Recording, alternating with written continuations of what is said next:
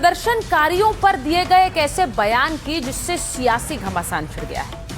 Actress सांसद कंगना रनौत का एक बयान जिस पर हंगामा मच गया है।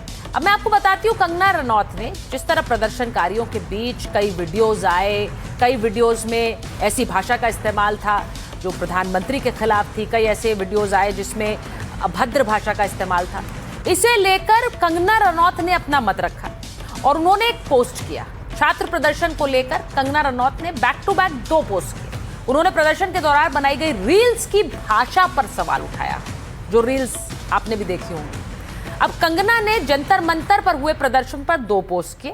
प्रदर्शनकारियों की भाषा और परवरिश पर जो सवाल उठाए, उस पर वो क्या कहती हैं जरा आपको सुना देती हूँ। वो कहती है कि मैंने अपनी पूरी जिंदगी में इतना भद्दा कुछ नहीं देखा। जिस तरह की भाषा का इस्तेमाल हुआ वो असभ्य है। इन्हें किसने जन्म दिया और कौन पाल पोस रहा है?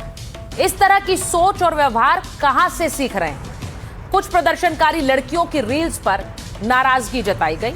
वायरल रील्स पर सवाल उठाते हुए गटर पीढ़ी लिखा।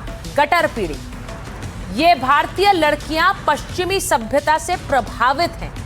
ये लड़कियां ना तो पढ़ाई लिखाई में अच्छी हैं और ना ही इतने संस्कार हैं कि एक अच्छी गृहिणी बन सकें। बिना जवाबदेही के स्वतंत्र रूप से जीने का ढोंग करती हैं। ये कंगना कह रही हैं अपनी पोस्ट में। नशीली दवाओं और शराब के सेवन को गर्व से पोस्ट करती हैं। रील्स देखकर मैं मानसिक रूप से परेशान हो गई।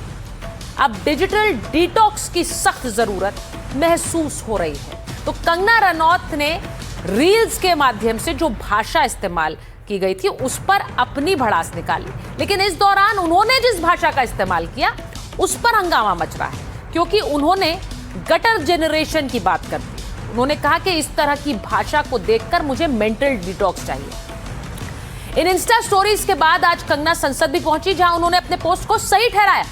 लोगों ने पूछा, भाई आप कैसे किसी जनरेशन को गटर जनरेशन कह सकती हैं? तो उन्होंने कहा कि मेरा बयान बिल्कुल सही था। लेकिन सीजेपी अब कंगना के इस बयान पर हमलावर है।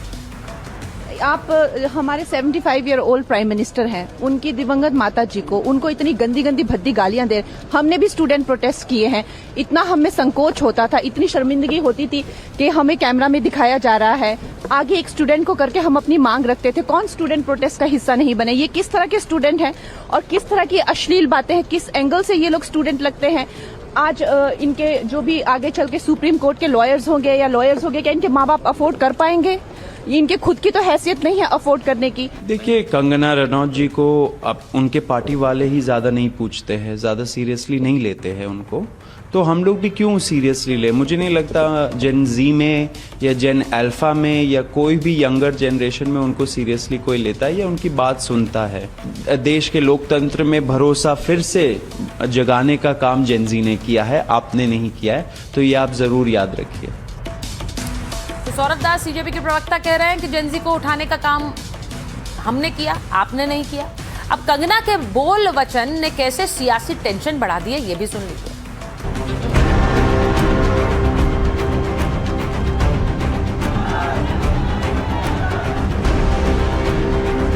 अच्छा काम करती है, लेकिन इस तरह का जो इनका संवेदनहीन स्टेटमेंट है उसकी हम कठोर निंदा करते हैं। अब वो कंगना रनौत पढ़ी लिखी कितनी है उसको पता भी है कुछ? पहले वो अपनी डिग्री तो बता दे, वो कितनी पढ़ी लिखी है जो जनरेशन छात्रों को ज्ञान बांट रही है। छात्रों को ये घिनौना कहती हैं तो आप उनकी मानसिकता को समझ सकते हैं। ये स्वस्थ मानसिकता नहीं है। ऐसी बातों पर ध्यान ही नहीं देना चाहिए। कितने लोग कितने तरह की बातें करते हैं, बकते रहते हैं। मतलब जेन जी को कंगना रनौत जी ने घिनौना कहा है, तो मुझे लगता है इसका फैसला, इस पे जवाब देश की जेन जी दे देगी उनको। प्रारंभ से ही हंसी के पात्र रहती है। 2014 के बाद अगर देश स्वतंत्र हुआ, इस प्रकार के मंतव्य करने वाले, मैं समझता हूँ उसको सीरियसली लेना नहीं चाहिए। रनौत को हर मर्तबा इस तरह की बकवास करने की आदत हो गई है। इनको पूछो नीट का फुल फॉर्म मालूम है? नहीं पता होगा उनको। और आप जेन जी स्टूडेंट, छात्र जो हमारे भारत का भविष्य है, उनके बारे में ऐसा बोल रहे हो।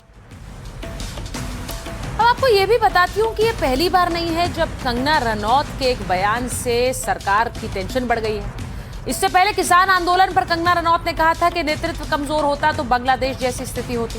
किसान आंदोलन में प्रदर्शन के नाम पर हिंसा फैलाई गई, रेप हो रहे थे, लोगों को मार कर लटकाया जा रहा था, ये उन्होंने कहा था। अब बीजेपी को कंगना के बयान पर सफाई देनी पड़ी थी और कंगना पार्टी की ओर से बयान देने के लिए अधिकृत नहीं है, ये बीजेपी को कहना पड़ा। इसके बाद भारत की आजादी को लेकर उन्होंने बयान दिया था कि भारत को पहली असली आजादी साल 2014 में मिली। 1947 में जो स्वतंत्रता मिली थी वो भीख में मिली थी। अब ये भी आपको बताऊं कि इससे बाद राहुल गांधी को लेकर उन्होंने एक बयान दिया था। राहुल को देखकर महिलाएं असहजता महसूस करती हैं। राहुल गांधी एकदम जैसे टपोरी की तरह आते हैं, किसी को भी ए तू ऐसे करके तू तड़ाक करते हैं। कोई इंटरव्यू दे रहा हो तो वो हूटिंग कॉल्स करते हैं। ये भी वो बयान है जिस पर कंगना घिरी थी। तो ये सारे ऐसे बयान समय समय पर रहे जिससे पार्टी को आकर सफाई देनी पड़ी। अब जेनजी को लेकर जो उन्होंने बयान दिया है, कंगना उसे सही ठहरा रही है, लेकिन विपक्ष उस पर हमलावर है। कंगना रनौत के बयान पर सवाल उठ रहे हैं, लेकिन एक्ट्रेस ऋचा चड्ढा के एक पोस्ट ने भी भाषा को लेकर इंटरनेट पर एक विवाद खड़ा कर दिया। एक्ट्रेस को की आलोचना का सामना करना पड़ा है जब उन्होंने कहा कि बुजुर्गों को सिर्फ उम्र की वजह से नहीं बल्कि अपने काम से सम्मान पाना चाहिए। उनकी इस बात पर सोशल मीडिया दो गुटों में बंट गया।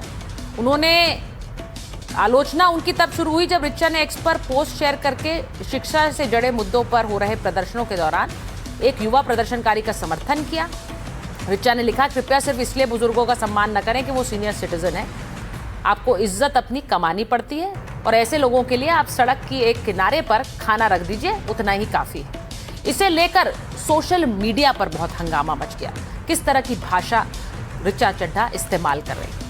अब सवाल यह है कि आपने कंगना रनौत का पोस्ट देखा, ऋचा चड्ढा का पोस्ट देखा और प्रदर्शनकारी छात्रों की रील्स भी देखी जिसमें गालियों का इस्तेमाल किया गया। सवाल है कि किसी की भाषा सही हो, इसी का समर्थन करने की जरूरत है। अगर कंगना रनौत के पोस्ट में जिस भाषा का इस्तेमाल हुआ है वो खारिज हम करते हैं, वो गलत है, तो ऋचा चड्ढा की भाषा को भी कैसे सही माना जा सकता है, उसका भी विरोध होना चाहिए। जितनी जिम्मेदारी कंगना की, हालांकि वो सांसद है, उनकी जिम्मेदारी ज्यादा बनती है क्योंकि वो देश का एक तरह से प्रतिनिधित्व कर रही है, लेकिन एक एक्ट्रेस को भी लोगों ने बहुत प्रेम और सम्मान दिया है, उनको भी अपनी भाषा का ख्याल रखना चाहिए। कंगना रनौत ने प्रदर्शन के दौरान अभद्र टिप्पणी करने वालों और रील बनाने वालों पर कमेंट किया। अब उनकी भाषा पर भी सवाल उठाए जा सकते हैं। सवाल सबसे बड़ा यही है कि भाषा की गरिमा की उम्मीद तब की जाए जब सामने वाला भी वही कर रहा हो। अगर इस तरह से भाषा पर सवाल उठाए जा रहे हैं तो अपनी भाषा भी दुरुस्त रखनी चाहिए। बहरहाल बढ़ते हैं आगे और बात करते हैं पीओके की। पीओके में जिस तरह प्रदर्शन हो रहा है, सवाल ये कि क्या अब सीधे पीओके वर्सेस मुनीर की वो जल्लाद आर्मी हो गई है जो लोगों के सीने पर सीधे गोली दाग रही। पाकिस्तान के कब्जे वाले कश्मीर मुनीर की फौज ने खूनी खेल खेला। अपना हक मांगने के लिए मुजफ्फराबाद मार्च के लिए निकल रही पीओके की आवाम पर मुनीर की आर्मी ने अंधाधुंध फायरिंग की है। ये तस्वीरें देखिए।